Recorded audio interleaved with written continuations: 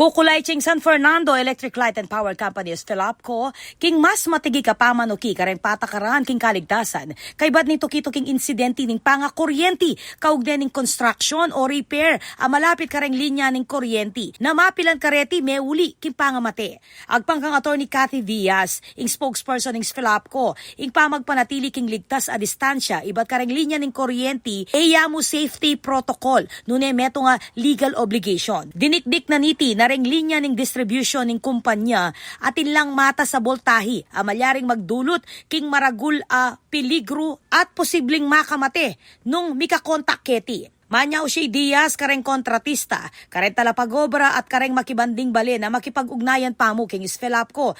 Bayo ing nanumang construction, installation o maintenance malapit kareng linya ning kuryente at siguraduhan ning gustong permit at matigik a pamanuki kareng safety protocol. Reporting kumpanya reng pilang insidente kabilang ing meto nga talapagobrang may kuryente kabang magpalit roof flashing at meto nga utility crew na ing meto nga kabli sinayad ya king live lane. Atin ding kaso ning pangakuryente king pamangawa kareng construction form at ceiling installation. Pasibayo ng dinikdik ning Philapco ing bulaga ning laging isipan na ating kuryente at delikado lareng hanggang linya bang aiwasan ng aksidente o ing pangawala na ning biye.